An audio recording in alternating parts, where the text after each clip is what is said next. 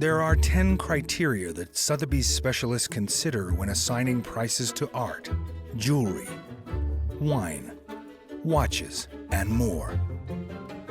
This is how we determine the value of art.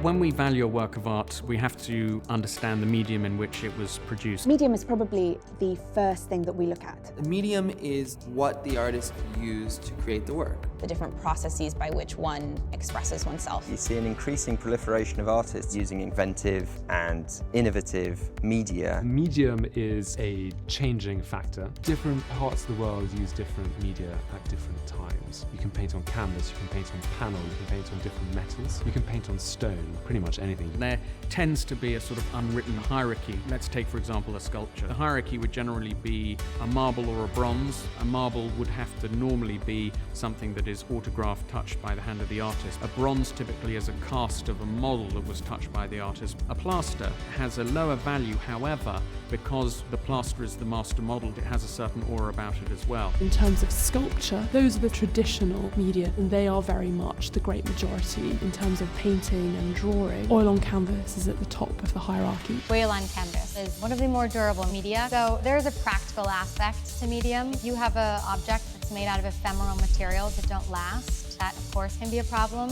When you get to contemporary art, people are really reevaluating those modes by which to make art. The definition of what can be art has kind of exploded. So many of the real titans of modern art history were really experimental across all different platforms. Andy Warhol painted, he drew, he pioneered the silkscreen format, he created sculptures, film.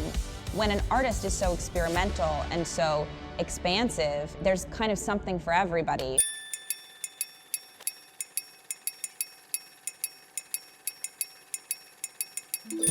Within printmaking, the main techniques we see are lithography, screen printing, etching, and aquatint. Each printing technique creates a completely different effect, so it really depends on what the artist wants to achieve. Chagall, for example, uses lithography because it's fluid brushstrokes, whilst Freud uses etching. Depending on the artist, some techniques perform better at auction. In photography, most prints are silver gelatins, but you also have platinum prints. And for example, Sebastião Salgado, he's very well known for selling silver gelatin prints, but he also does platinum prints, and the platinum ones sell for a lot more. Certain artists, their ideas translate actually better in other media. So Jean-Michel Basquiat is someone who works just as well on paper as he does on canvas. And you'll see that in the prices paid for his work. If you're looking to buy Odeon Redon, you're looking for a pastel over an oil. René Magritte, of course, the great Belgian surrealist artist, we've seen that prices for gouache works can at least match an oil painting's price,